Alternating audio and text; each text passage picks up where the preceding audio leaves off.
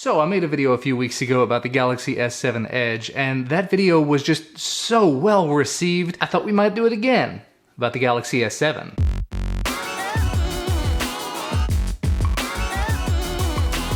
So this is officially the start of a new series I'm working on that I'm going to call Love It or Hate It, where I tell you about some of the pros and cons I've experienced when using a device over the last several weeks or several months, and at the end I'll tell you whether I love it or hate it. And with the Galaxy S7, I do have to start off with one of the biggest issues I had about the S7 Edge when I was reviewing it for Verizon: the size. The S7 is a much more comfortable size for me in my hand. It's quite a bit smaller than the S7 Edge, fits very nicely in my hand.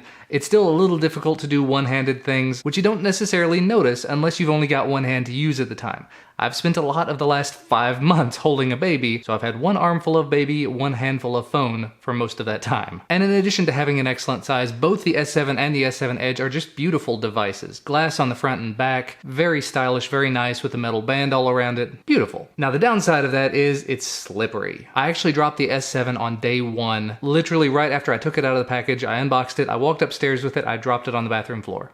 Good job, Jordan. The obvious solution to that is to put a case on it, which I've made a few videos about cases for the S7, but realistically you should not have to do that. But I thought I'd mention it. It's slippery. It's also a fingerprint magnet. I don't know if you can see that here, but there are just fingerprints all over the back of it. And within the first couple of weeks of owning it, the screen is actually scratched up on mine. I've got a bunch of little micro scratches on the screen. I didn't see them on the S7 Edge, but just putting it in my pocket and taking it out, not actually doing anything that should damage it, I have a bunch of these little micro scratches that I don't even have on the back. Interesting. The next thing I absolutely love about this is how flexible it is in terms of charging options. You've got wireless charging, you've got quick charging, you've got wireless fast charging. And in terms of the wireless charging, it works with both Qi and PMA, two of the major standards of wireless charging. So that's great, but on the downside of that is the battery life. Now realistically, this has a 3000 milliamp hour battery in it, meaning it should last you through the entire day, no questions asked. But when I'm just lightly using this, just checking email, the occasional phone call, nothing really more than that, I'll regularly end the day with 20% battery. And when you do go to charge it up, it's a brand new device, it's a flagship device, Snapdragon 820 device, capable of Qualcomm Quick Charge 3,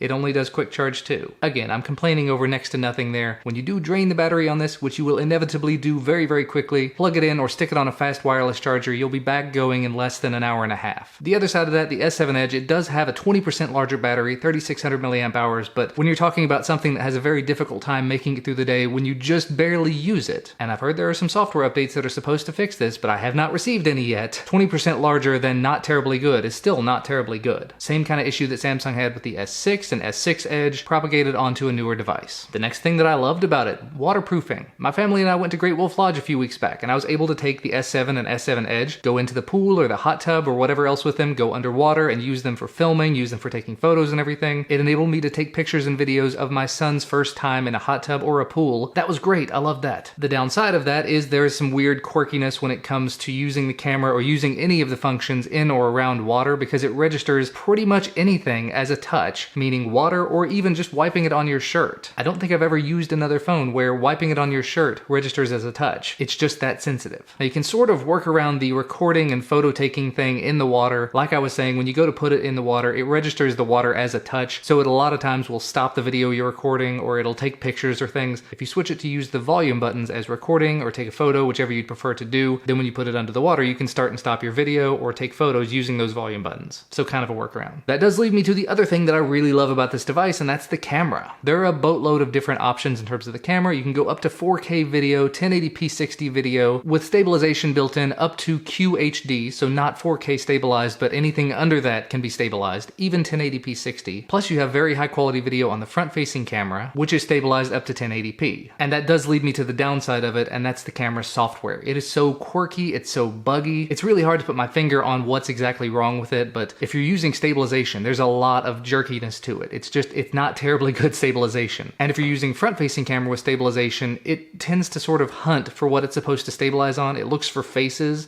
and then jerks around based on that. So as an example, I did a daily vlog with this and I had it mounted in my car, and it was kind of dark. It was getting to be later in the evening, and I had the stabilization turned on, and it was just like it was moving around, warping things kind of weirdly. I'll have to see if I can find a clip to try to include there. Other than that, it's one of the best cameras you can get in a smartphone right now, if not the best camera you can get. It's still my go-to. If I want to have a phone with an excellent camera on it to take with me somewhere, this is the one that I take. And the last thing to say about it, the last thing I really love about it is just the sheer power. It is a flagship device, so it is one of the fastest devices on the market, loads of RAM, decent amount of storage, as you would expect. But when you think about it in the context of the price that you end up paying for this device, and I have seen it recently as low as like $550 in some places, and the fact that it does have some of those rough edges to it, some of the software issues and battery issues, it might just be me, but there's also a weird bugginess when it comes to the 3.5mm headphone jack. If I plug it into the auxiliary port on my car, if the audio goes above a certain point, it goes to complete static and sounds absolutely terrible. Like squelching audio sounds in your ears, it's rough. Case in point.